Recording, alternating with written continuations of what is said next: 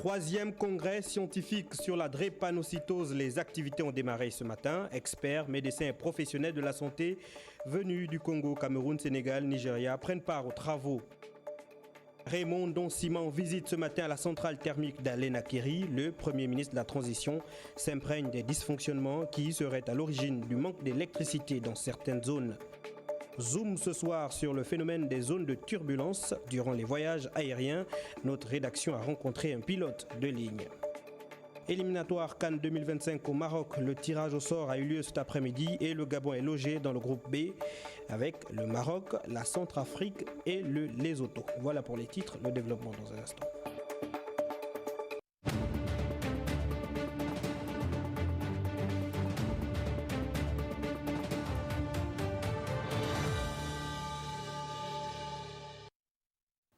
Ravi de vous savoir nombreux devant vos écrans ce soir. Bonsoir à toutes et à tous. Tout de suite, à Brazzaville, le chef de l'État Brice Clotaire Oligui Nguema s'est entretenu avec le président de la Commission de l'Union africaine, Moussa Faki Mahamat, sur le déroulement de la transition au Gabon et les avancées positives de celle-ci. La question de la réintégration du Gabon au sein de l'Union africaine au lendemain du coup de libération le 30 août dernier a constitué le point le plus important de ces échanges. Nous écoutons Moussa Faki Mahamat. Il est au micro de nos confrères de la presse présidentielle. La présence à Brazzaville du chef d'État gabonais est une nouvelle opportunité pour lui d'échanger avec son homologue et frère congolais Denis Sassou Nguesso. Avec le président de la République, Brice Clotaire Oligui Nguema, et toute la délégation de doyens politiques qui l'accompagnent, il a été question d'évoquer les enjeux du premier forum Afrique-Monde sur la forestation et le reboisement, mais aussi et surtout la nécessité pour les États africains de s'unir autour de cet idéal commun. Je suis tout à fait content d'être ici à Brazzaville. Le sommet commence demain et j'ai eu le privilège d'être ici aujourd'hui avant tous les autres chefs d'État. Donc je pense que c'est un honneur. C'est une conférence importante où l'Afrique doit se prévaloir de ses forêts. Cette rencontre est une nouvelle opportunité pour le chef de l'État de réitérer l'intérêt qu'il porte aux thématiques environnementales, sans cesse martelé partout où le besoin se ressent. Ce fut aussi l'occasion pour lui de féliciter son homologue pour cette initiative au profit de la planète. Les deux hommes se sont naturellement et longuement entretenus sur des sujets autres qui lient le Gabon et le Congo. Je suis arrivé bien avant le sommet pour que nous puissions échanger sur des questions d'intérêt général qui concernent le Congo et le Gabon. Nous avons parlé de la transition gabonaise, où nous avons toujours le soutien du président Denis Sassou Nguesso, ici présent, qui est un patriarche et qui nous conseille et qui nous oriente dans cette transition. Aujourd'hui, nous sommes en train de rédiger une nouvelle constitution qui serait soumise au référendum et j'ai été édifié par les conseils qui m'ont été donnés par le président Denis Sassou Nguesso ici présent. Le président gabonais, premier chef d'État arrivé ici à Brazzaville pour ce premier forum international de Kintélé sur la forestation et le reboisement, démontre, s'il en était encore besoin, la place majeure qu'occupe la problématique dans son agenda.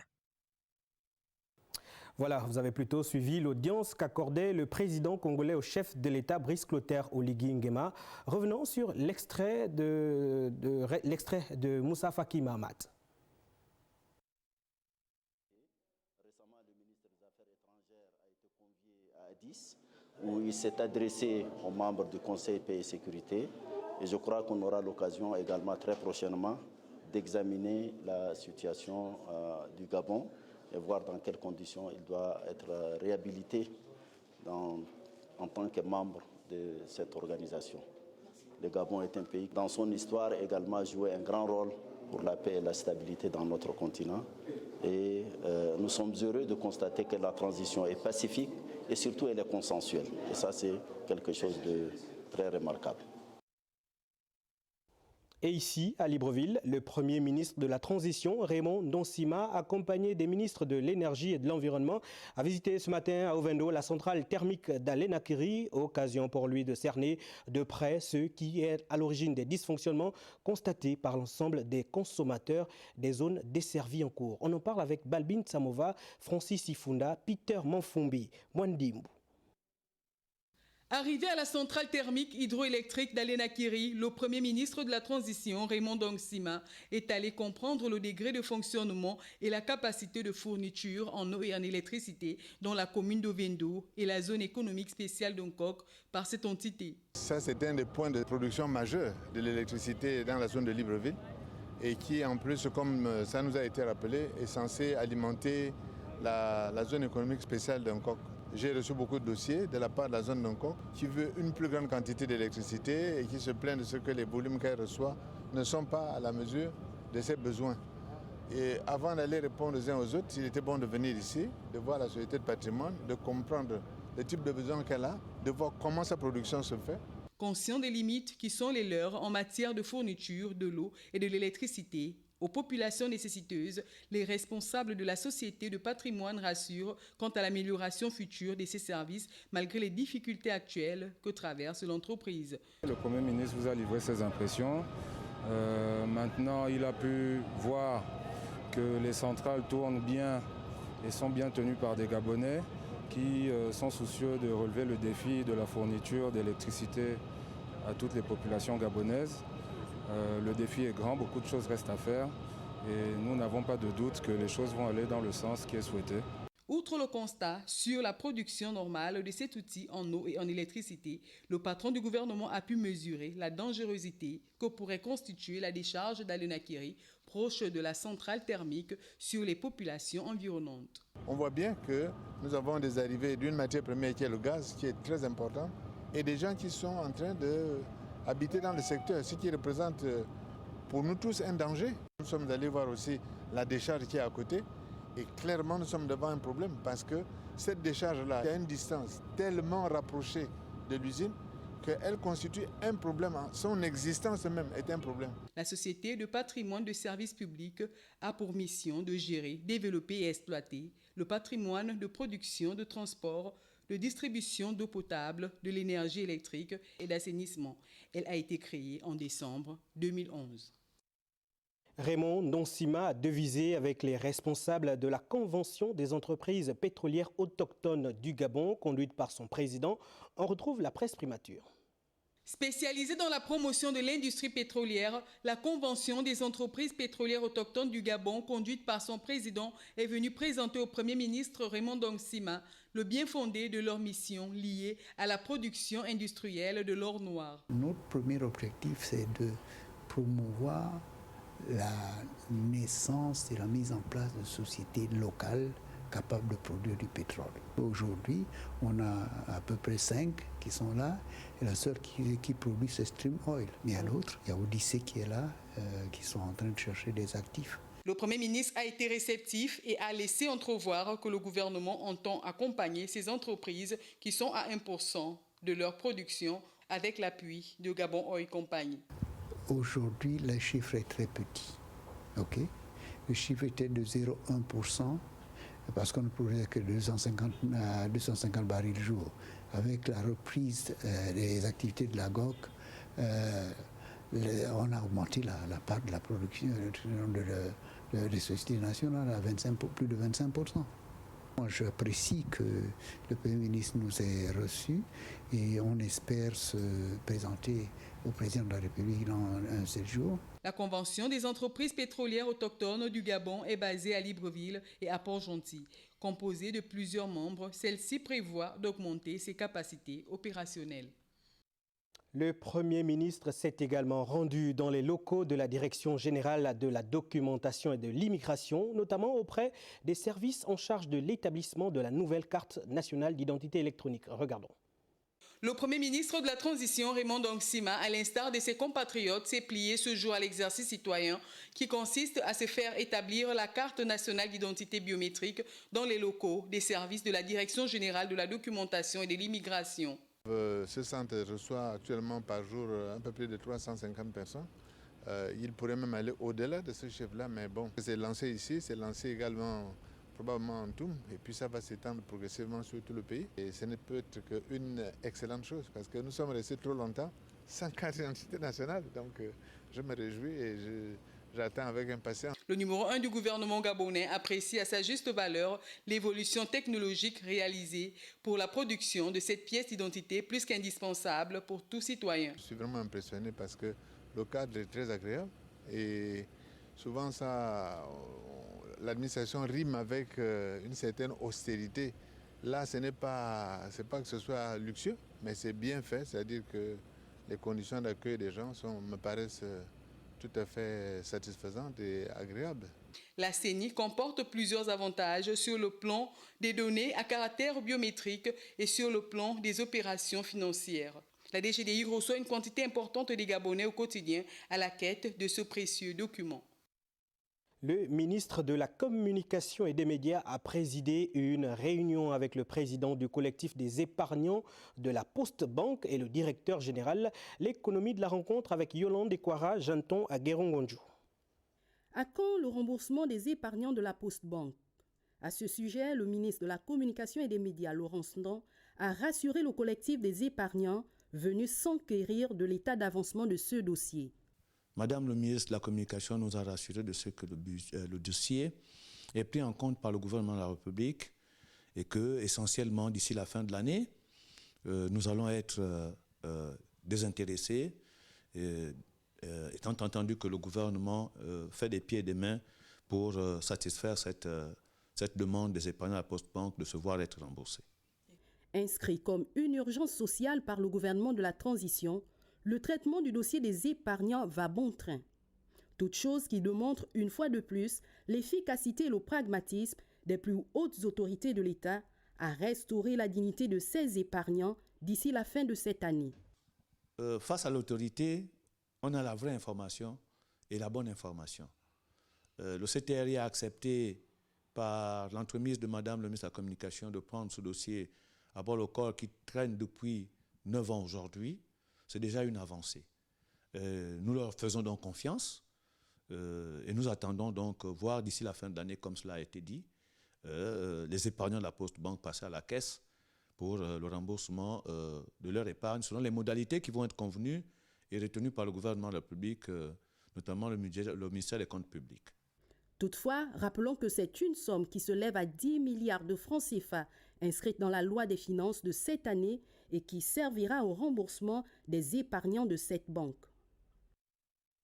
Le Conseil des ministres du 20 juin dernier a nommé le directeur et le secrétaire général de l'Organisation nationale anti-dopage et le président du conseil d'administration du Bureau gabonais du droit d'auteur et des droits voisins. Ces derniers ont été installés en mi-journée par le ministre en charge des sports et de la culture. Charles Ogula, Eric Kassa, Le Point. Le Gabon a désormais son organisation nationale d'antidopage sous la direction éclairée de l'expérimenté, le docteur Cyril Mouyopa, assisté de son secrétaire général Henri Siobam. Sur le plan mondial, il y a l'Agence mondiale antidopage qui gère un peu toute cette activité. Et dans chaque pays, ils doivent avoir une représentation qui est à cheval entre la mise en œuvre des recommandations de l'Agence mondiale antidopage et faire en sorte que ces exigences soient appliquées d'une manière correcte dans notre pays. Toutes les compétitions qui se passent au Gabon se fassent dans les règles de l'art en tenant compte de ce que les jeunes puissent ne pas s'adonner à des pratiques illicites. Le conseil d'administration du Bugada sera lui supervisé par le doyen Emmanuel Jean-Didier Billet. Le Bugada est là. Les nouveaux textes sont là. Les hommes sont là. Nous aurons besoin de votre accompagnement en ce qui concerne les moyens logistiques, matériels et financiers pour mener à bien notre mission. Chacune de ces entités a reçu une directive claire de la part du ministre André-Jacques Augan. L'une des missions qui vous est assignée est d'organiser dans les meilleurs délais un conseil d'administration. Le texte lié à la modernisation de ces structures vient d'être adopté par les deux chambres du Parlement. La mission qui incombe cette institution est d'assurer au plan national la mise en œuvre du Code mondial antidopage et des standards internationaux en matière de lutte contre le dopage. Les promus ont donc été renvoyés à l'exercice de leurs fonctions pour être jugés au résultat. Ouverture ce matin à l'immeuble Arambo du 3e congrès scientifique axé sur la drépanocytose et les maladies du globule rouge dans le système de santé, des assises initiées par l'ONG Drépazérocytose. Nos reporters Fernande Vessiana Zanvé et Syria Karissessou chez Limané ont pris part à la cérémonie d'ouverture. Les maladies du globule rouge sont des maladies génétiques non transmissibles. La plus connue, la drépanocytose, qui touche 120 millions de personnes à travers le monde, dont 65% en Afrique selon l'OMS, est l'épicentre de ce 3e congrès scientifique international. Aux conséquences socio-économiques lourdes, cette pathologie constitue une préoccupation majeure pour le Comité pour la transition et la restauration des institutions dirigé par son Excellence le général de brigade Brice Clotaire Oligui Nguema, dont le bien-être des populations, quel que soit ce qu'ils sont, est une priorité. En évaluant les actions antérieures de l'ONG Drépazérocytose Gabon, nous comprenons le dynamisme national et mondial ayant plaidé en faveur de la tenue de ce congrès en terre gabonaise. Discuter des avancées scientifiques quant à la prise en charge des pathologies du globule rouge sera le leitmotiv des communications scientifiques durant son 12 heures. Améliorer le niveau de connaissance de la drépanocytose au plus grand nombre en sensibilisant sur cette maladie et par des supports éducatifs et multimédia. Favoriser les échanges avec d'autres sociétés savantes et être un appui à la recherche et à la santé publique sur la drépanocytose au Gabon. C'est un problème global et ce problème global, on a essayé de l'étayer et dans les ateliers qui vont venir et les consultations que je vais faire avec les autres ici pour le peu de patients qui vont venir me voir, on va s'articuler surtout sur l'éducation thérapeutique et sur les conseils. Que ce soit des thalassémies, parmi lesquelles l'hémophilie ou la drépanocytose, aucun traitement n'a encore été trouvé. Le dépistage reste l'un des moyens de prévention pour ces maladies du globule rouge. Pour ce 3e congrès scientifique sur la drépanocytose, la Fondation Mabanière a tenu à accompagner les membres du comité d'organisation. Patricia Lidimouélé, Syria Karissessou. Marraine dans l'organisation de cette 3e édition du congrès scientifique sur la drépanocytose, la fondatrice de la Fondation Mabanière, Zita Oligui Nguema, engagée pour le bien-être des personnes vulnérables, s'implique dans la sensibilisation et la lutte contre la drépanocytose. La Fondation Mabanière, qui œuvre en faveur des personnes en détresse, vient en soutien à la présente initiative qui, je le crois, permettra aux populations d'avoir une meilleure approche de cette maladie, de son traitement et de ses complications qui peuvent être invalidantes au quotidien. De nombreuses campagnes de sensibilisation, caravanes médicales et congrès organisés par les ONG, telles l'ONG Drépazérocytose au Gabon, participent à une amélioration significative de la vie des drépanocytaires. Zita Oligui Nguema, satisfaite de ce grand rendez-vous scientifique, attend un meilleur avenir pour les malades. S'il est vrai que plusieurs avancées ont déjà été enregistrées, tant sur le plan national qu'international, à l'exemple de la greffe de la moelle osseuse, il n'en demeure pas moins que beaucoup reste à faire. La mise en place d'unités hospitalières spécialisées dans la prise en charge globale et le suivi des patients peut être envisagée. Notons que la prise en charge de cette pathologie connaît des progrès qui ont permis d'accroître l'espérance de vie des drépanocytaires. La 7e édition du Forum international Afrique Développement tenu à Casablanca au Maroc aura été une véritable opportunité pour la délégation gabonaise à la quête de potentiels investisseurs. Envoyés spéciaux, Cabrel Guilain-Lemami, Jean-Pierre Moussouami. Le Forum international Afrique Développement de Casablanca au Maroc, organisé par le groupe Attijari Wafa Bank, une opportunité de rechercher de potentiels hommes d'affaires pour investir dans le secteur café-cacao, dont la production est en baisse depuis plusieurs années au Gabon. Il était question pour nous ici de rencontrer des personnes qui sont susceptibles d'acheter déjà la production que nous avons et éventuellement nous accompagner dans la remise à niveau des plantations qui sont aujourd'hui en jachère, notamment les grands blocs agro-industriels qui ont été mis en place par l'État depuis les années 80. Malheureusement, les politiques antérieures n'ont pas permis de les pérenniser ni de faire en sorte qu'elles continuent à produire comme cela avait été attendu depuis leur lancement. L'idée pour les autorités gabonaises est de relancer la production de café cacao pour un rendement qui pourrait avoir un impact positif dans l'économie du pays. Nous avons pu échanger avec quelques personnes qui sont intéressées par ces deux spéculations, notamment le café. Ils sont en observation, ils ont évoqué un certain nombre de prérequis, notamment les questions d'infrastructure, la localisation des plantations qui sont disponibles. Ils ont marqué un intérêt effectivement sur la qualité du café et du cacao gabonais. Ils sont plutôt engagés vers l'achat. Maintenant, il nous revient, nous, la Caisse TAB et éventuellement quelques partenaires qui voudraient s'y intéresser, de relancer de plus belle la production pour que quantitativement et qualitativement, nous soyons capables de répondre à ces attentes-là. Reste donc à espérer que les échanges issus de ce Forum international Afrique Développement attireront les investisseurs pour élever le secteur café-cacao gabonais. Une rencontre entre experts et investisseurs agricoles s'est tenue ce matin au laboratoire d'analyse des sols et des systèmes d'information géographique Sisa Ngonje dans la commune d'Akonda, organisée par les chercheurs de l'Institut des recherches agronomiques et forestières. Pélagie Mwimba, Nefi Madila, Cédric Zendon. Booster la culture maraîchère, notamment la production de la tomate au Gabon. Voilà qui justifie la rencontre entre les investisseurs agricoles nationaux et internationaux. Aujourd'hui, s'inscrit dans le cadre de suivi des activités de CAFACI. CAFACI qui est un projet orienté vers l'appui pour le développement du secteur maraîcher, notamment de la filière tomate au Gabon. Une journée scientifique au cours de laquelle ces experts ont évalué le niveau des réalisations agricoles ces 5 dernières années au Gabon. L'objectif donc de ce projet, c'est de travailler pour améliorer la productivité au niveau donc des cultures maraîchères, principalement la tomate.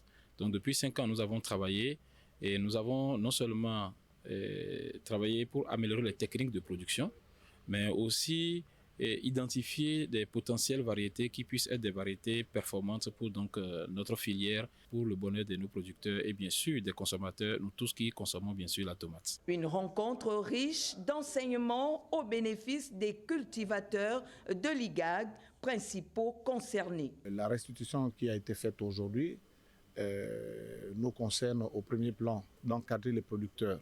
Et donc le retour des recherches effectuées dans le cadre du projet sur la tomate vont nous servir à mieux affiner notre politique pour conseiller les producteurs et peut-être nous-mêmes, comme nous sommes en voie d'autonomisation. Ce partage de savoir s'est soldé par une visite du laboratoire WEV d'analyse des sols et des systèmes d'information géographique. Troisième atelier de formation des contributeurs nationaux axé sur la biotechnologie. Plusieurs participants y prennent part. Bienvenue Nelkem, Richard Moubiwa, Le Point. C'est pour prévenir d'éventuelles conséquences dues à la biotechnologie qui impactent aussi bien la santé humaine qu'animale, voire végétale, que se tient cet atelier dont l'objectif est de montrer aux participants venus de divers horizons la manière de rechercher et d'utiliser les données sur l'OBCH. Des semences qui ont été mises en place par les grands producteurs pour permettre à leur production d'être très importante. Et ces semences ont pour objectif de lutter contre les agressions.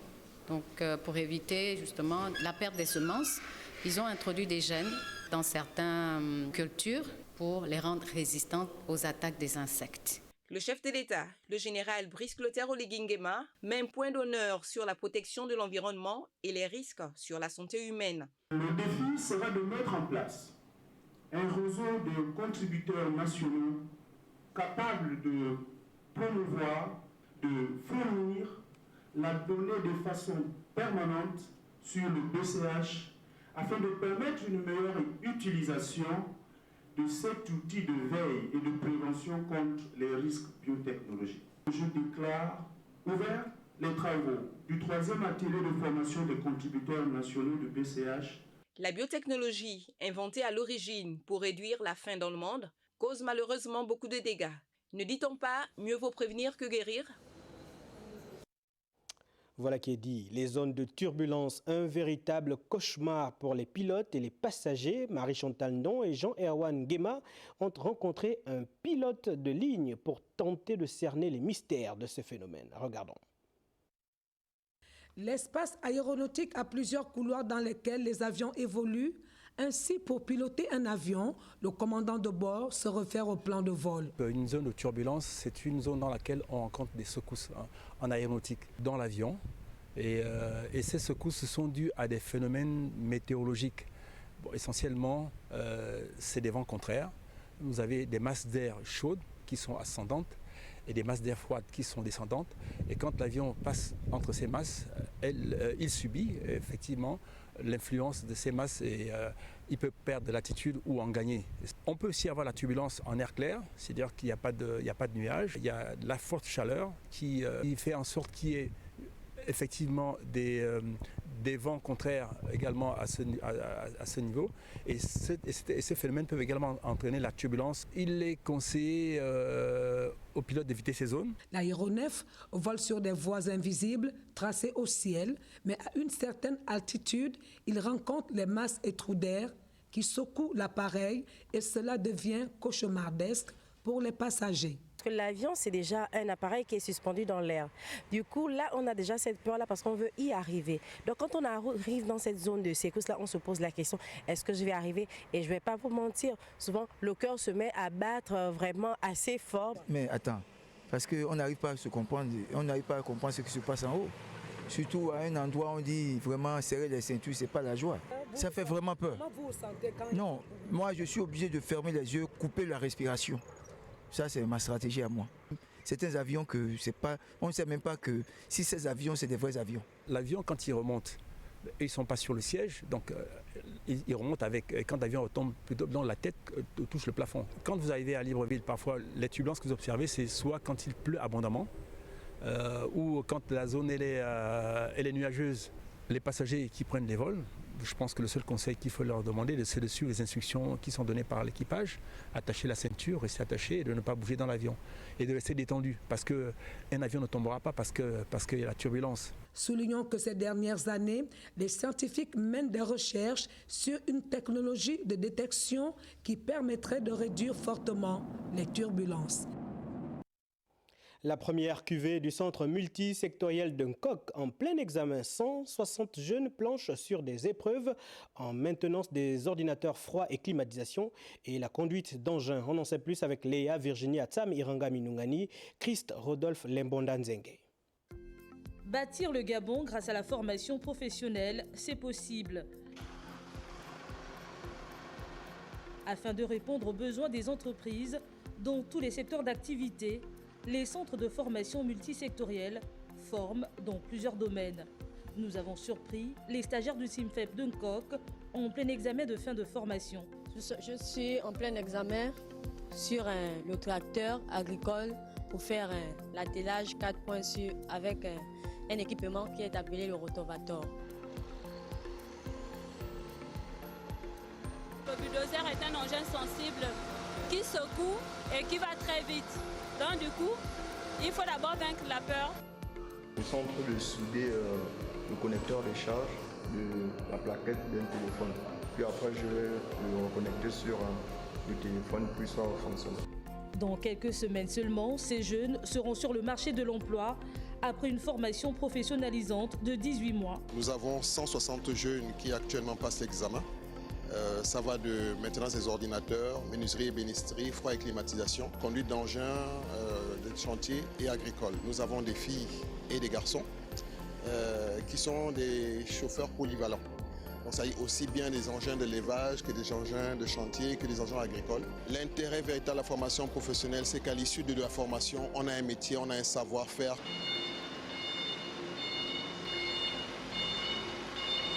En conduite d'engins, quel qu'en soit le pays où on ira, on conduira les engins parce que c'est les mêmes engins qu'on a. Indéniablement, la formation professionnelle gagne en lettres de noblesse et sans l'ombre d'un doute, ces métiers spécialisés sont un prérequis à la performance des entreprises pour remédier à la problématique de l'inadéquation formation-emploi. Allez, on va à la découverte d'un artisan qui tisse des œuvres d'art à base de laine et aussi en utilisant des objets recyclés au quartier Fromager. Darius Maranga, Marika Eskassa. Nous sommes dans le 6e arrondissement de Libreville. En klaxon des voitures et agitation quotidienne, un artisan hors du commun s'exprime en plein air. Hervé, jeune compatriote gabonais, sculpteur, peintre et tapissier, a choisi le trottoir comme atelier principal. Mes œuvres, je les rêve d'abord. Tout ce que je fais, je les vois d'abord dans le sommeil. Je suis un initié et lorsque je me mets à le faire, je vois que ça marche. Les gens me disent, mais tu es un génie. Et je m'encourage moi-même. Lors de notre visite à son premier atelier, nous découvrons une diversité de sculptures et de tableaux faits à base des matériaux recyclés. Chaque pièce raconte une histoire. J'ai eu toujours des difficultés là où j'ai envie de créer, il faut que je paye la maison, mais je n'ai pas les moyens pour payer la maison. Mais en temps, j'ai 15 000 francs, mais les 15 000 francs là, je dois peut-être payer le courant, mais il faut que je crée quelque chose qui va faire en sorte que l'argent rentre. Après une immersion dans son premier atelier, il nous invite à découvrir son autre espace de travail. Bon voilà, ça c'est une combinaison, un kimono, on peut dire. On s'entraîne avec ça, c'est 30 kilos. Ça c'est le blason, le logo du pays, le blason. C'est fait aussi avec le sac de riz, comme vous le voyez. Comptant sur un accompagnement pour perfectionner son art, Hervé ne compte pas s'arrêter à mi-chemin. Il envisage faire une exposition de ses différentes œuvres.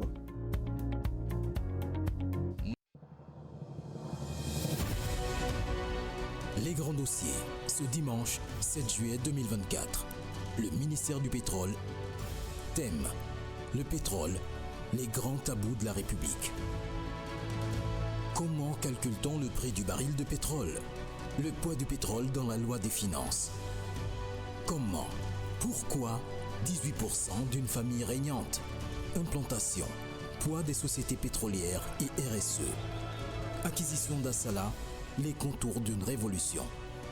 Les familles endeuillées de Périnco, en duplex depuis Port-Gentil. Pétrole, distribution et coûts. La GOC, Sogara, SGEPP, Pisolub, marketeur. Les grands dossiers, ce dimanche 7 juillet 2024 à 21h. Le rendez-vous est pris pour ce dimanche à 21h. Votre émission, Les grands dossiers. Un séminaire portant sur le fact-checking. L'expression anglo-saxonne renvoie à vérifier l'authenticité des informations à partir des faits.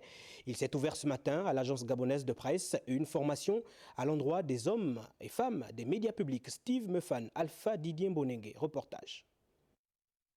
Analyser et vérifier l'authenticité des faits, c'est l'objectif poursuivi par ce séminaire portant sur le fact-checking à l'endroit des journalistes des médias publics à l'initiative de l'agence gabonaise de presse.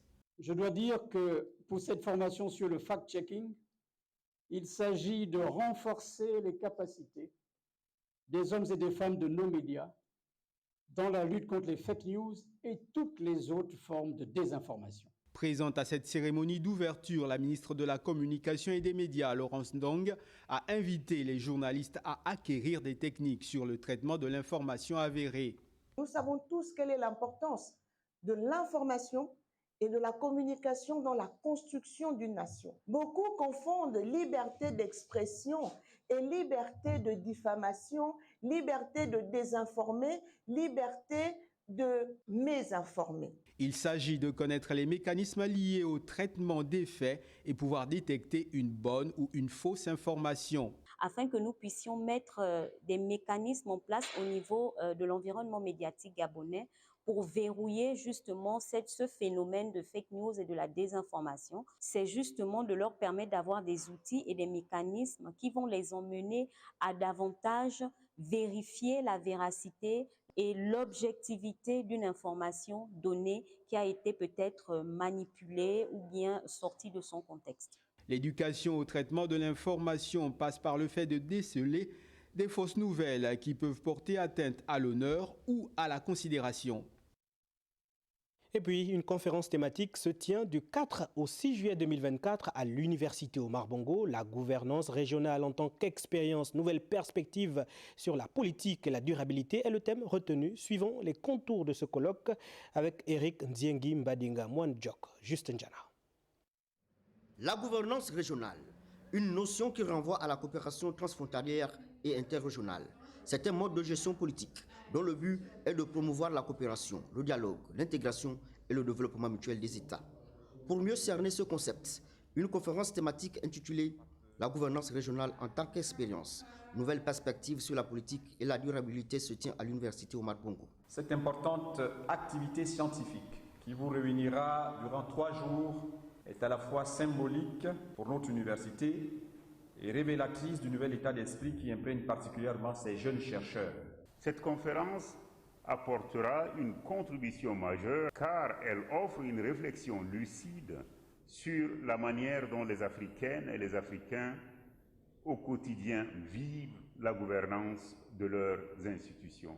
La gouvernance régionale doit-elle se substituer à la souveraineté des États? Ce sont finalement des États qui prennent les décisions, mais quand même il y a aussi un effet qui est clairement directé par les organisations, donc je crois que c'est tous les deux. Si on fait l'histoire, forcément il y a eu des contacts humains, même s'ils n'étaient pas formalisés comme actuellement avec des normes modernes, mais il y a toujours eu cette gouvernance. À partir du moment où les peuples sont soit rentrés en contact, ne serait-ce que pour commercialiser. La gouvernance régionale englobe plusieurs enjeux, politiques, socio-économiques, sécuritaires. Mais c'est une gouvernance qui est mise à rude épreuve au regard de nombreux bouleversements géopolitiques observés dans nombre de régions. Dans le cadre de la première étape du programme entrepreneurial Permis pour tous, les associations unies des commerçants gabonais ont rencontré plusieurs jeunes au stade de basket d'Anwendje. Au centre des échanges, le lancement officiel des formations auto-école. Alpha Ndombi Moussavou, Arnaud Dassis-Mengue nous en parle. Plus de 200 jeunes ont effectué le déplacement, tous mobilisés pour le projet Un permis pour tous lancé le 29 juin dernier. Visant à autonomiser les jeunes Gabonais en obtenant un permis de conduire à travers les formations auto-école soutenues par le président de la transition. Le métier de taximan est une des composantes qui vont permettre notre pays à se réapproprier notre économie. Donc nous pensons que nos frères doivent comprendre qu'ils sont tous concernés quand on parle de réappropriation de l'économie, parce que l'économie là c'est l'économie gabonaise. Donc il est important que nous prenons à bras le corps cette affaire et que les gens vont non seulement passer les formations, que ce soit théoriques, pratiques et l'examen, mais surtout qu'ils gagnent leur permis et qu'ils ne laissent pas les permis dans les maisons, qu'ils se défendent avec. Une action bénéfique et salutaire qui a vu l'assentiment de plus d'un et même les personnes vivantes avec un handicap adhèrent au projet. J'ai pris part à l'initiative de formation pour avoir un permis et je profite aussi de l'occasion de solliciter l'aide du chef de l'État afin qu'il puisse me venir en aide et que je puisse avoir une prothèse afin que je pourrais passer ma formation de l'auto-école. C'est une très bonne initiative. Le permis, ce n'est pas une affaire d'hommes, c'est pour tout le monde. Vous allez constater aujourd'hui qu'il y a des femmes chauffeurs. Précisons que 250 jeunes, c'est le nombre concerné par cette première étape qui touche le Grand Libreville avant de s'étendre à l'intérieur du pays. L'esplanade du ministère des Comptes publics a servi de cadre à la tenue d'assemblée générale de l'intersyndicale des régies financières et des administrations assimilées. Il a été question de faire le point de l'avancement des travaux de la commission interministérielle. Marie-Sophie Chelamebale, Jean de Dieu Mambou Maniam, Chéli Manéa. Que les agents des régies financières syndiquées ont répondu présent à cette assemblée générale convoquée par l'intersyndicale des régies financières. Il était question pour le bureau de faire le point sur l'avancement des négociations concernant leur cahier de charges. Nous avons déjà terminé avec l'étape juridique et que nous passons à l'étape de l'audit, c'est-à-dire à l'étape pratique. Mais à côté de ça, quand même, il fallait faire un rappel de tout ce qui a fait en sorte que nous allions à la primature. Nous avons là-bas déposé un cahier de charges qui comportait 8 points.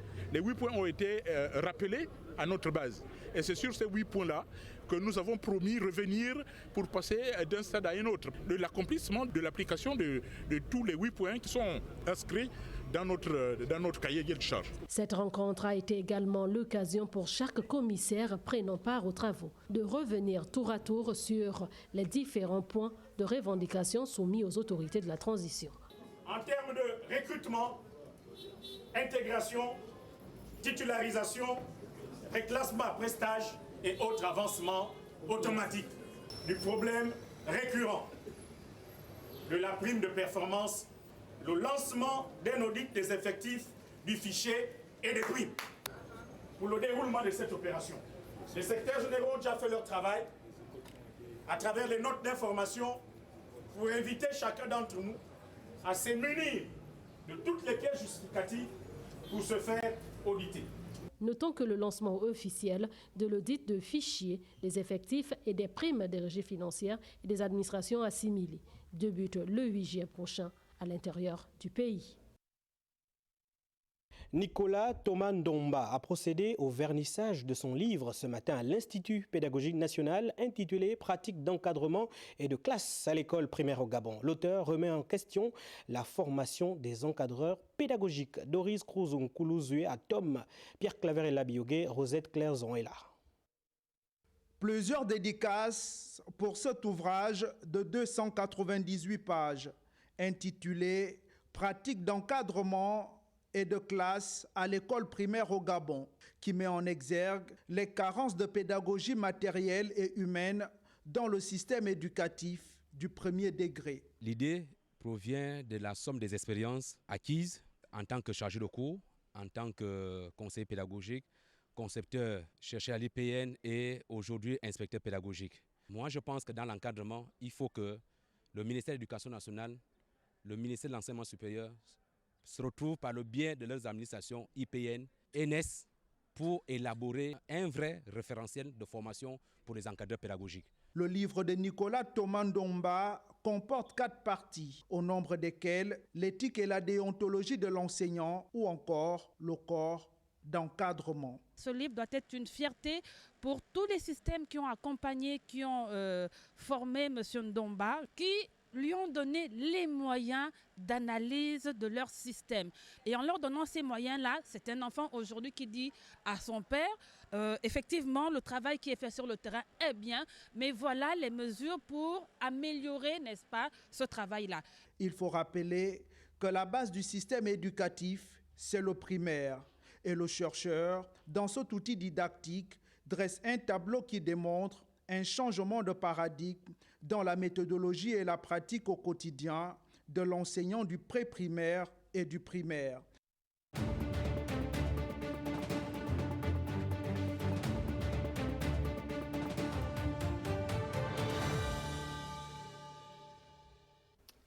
Deux invités nous ont rejoints en plateau. Il s'agit du pasteur Rapi Charles et pasteur, bonsoir. Bonsoir, M. Matumba.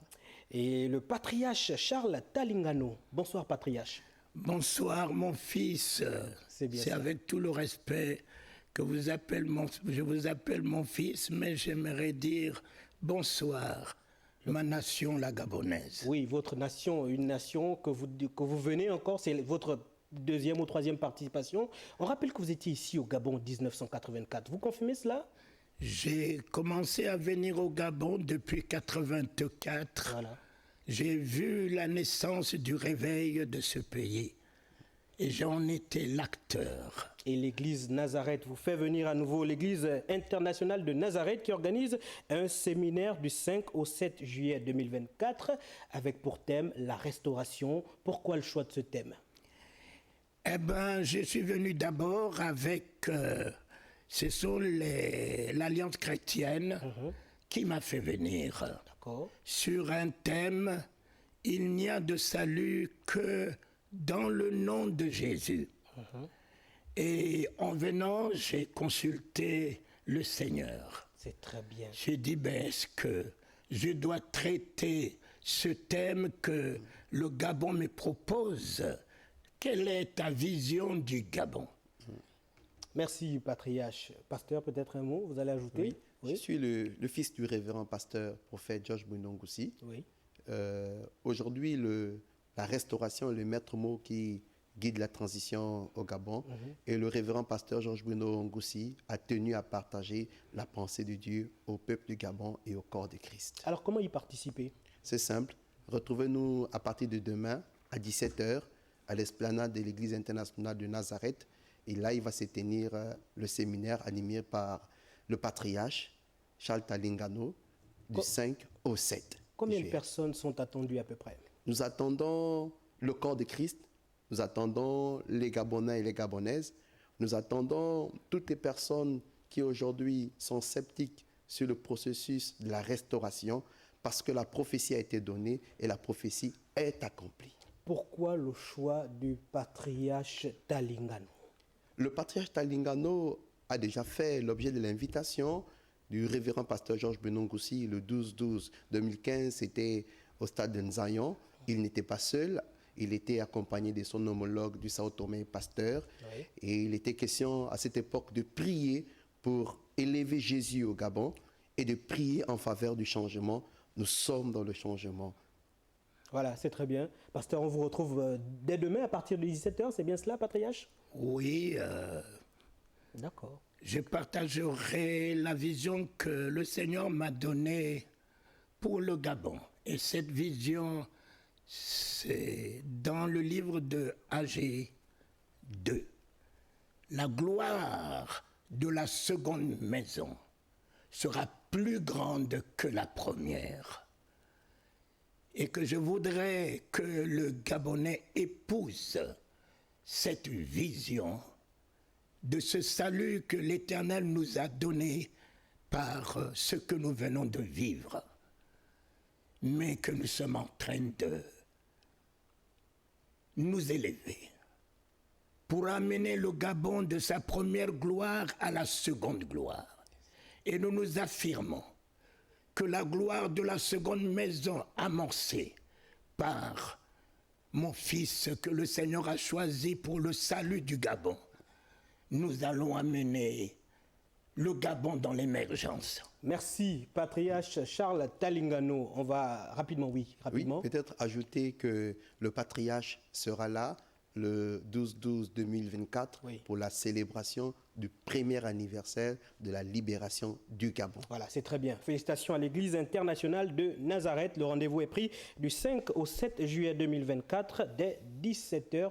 Merci d'être passés tous les deux communiqués chez Gabon Première. Merci beaucoup, mon fils. Bon séjour, patriarche. Merci beaucoup. Que Dieu bénisse le Gabon et que ce qu'il a commencé, qu'il puisse l'amener à la perfection.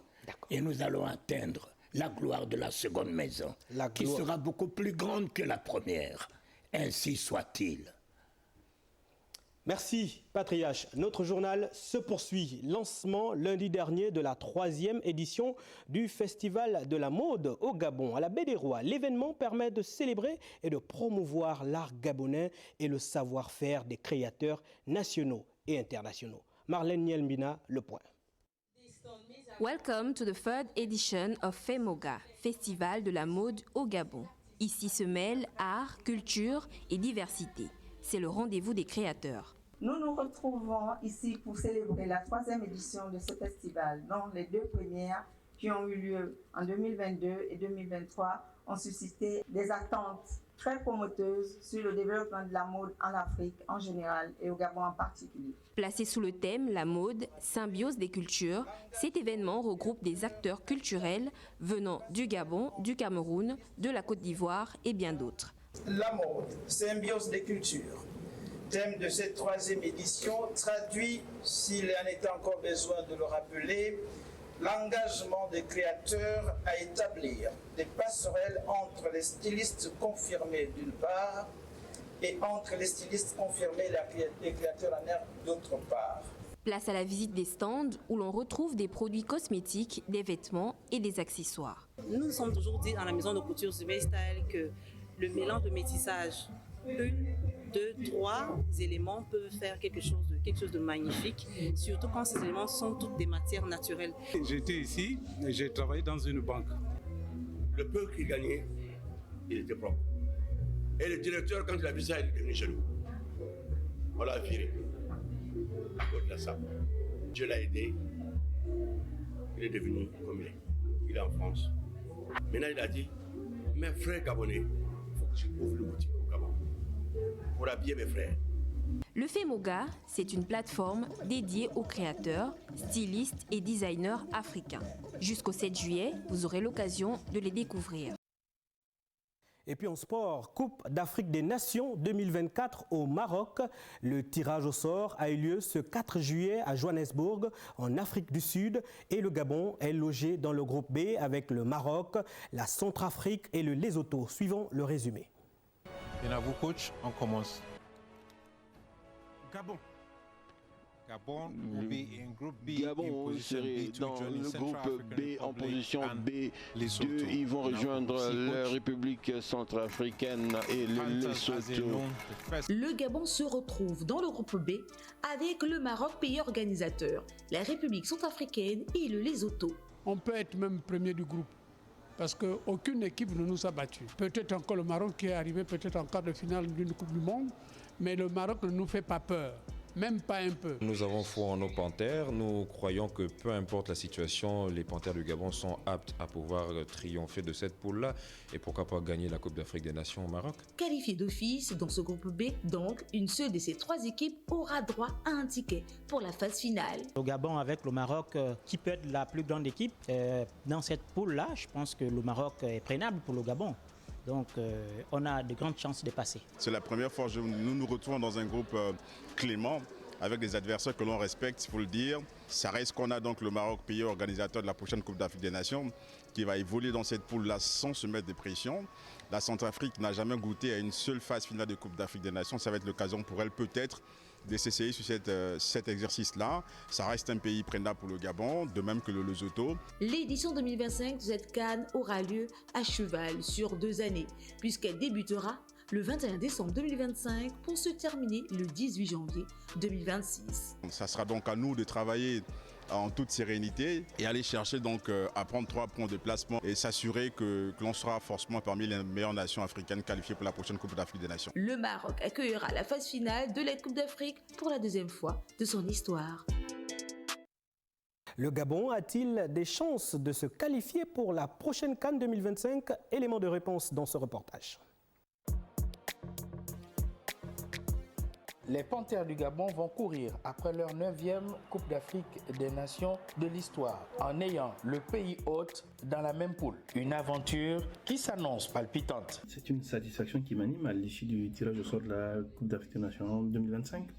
Mais satisfaction surtout de savoir que le tirage a été effectué, de connaître enfin le groupe, de nous permettre de travailler, d'avancer sur le plan, n'est-ce pas, de la vidéo, le plan d'étude des adversaires, comprendre comment ils jouent. La seconde phase aujourd'hui, c'est de savoir où nous devons jouer les premiers matchs, les éliminatoires, les deuxièmes, et ainsi de suite. C'est une satisfaction totale, effectivement. Maintenant, le deuxième point, c'est de savoir si un tirage est facile, c'est un bon tirage pour nous. Je dirais qu'il n'y a pas de bon, il n'y a pas de mauvais tirage. Tout tirage vient comme il est à prendre, il est bon à prendre. Dans le cas du nôtre, le Maroc est déjà qualifié d'office. Donc il nous reste, en fait, on jouera 3 équipes pour une seule place. Donc il nous appartient à nous d'être cette équipe-là, seront le premier des 3 pour accompagner le Maroc ou le premier des 4. C'est ça aujourd'hui le plus important pour nous. Ces matchs aussi nous permettent d'asseoir notre façon de jouer, continuer à progresser sur le plan de la discipline de groupe, la discipline tactique, la discipline technique, la discipline comportementale. C'est tous ces aspects qui feront de nous une bonne équipe, une grande équipe du Gabon, qui soit capable de se qualifier pour la Coupe d'Afrique des Nations.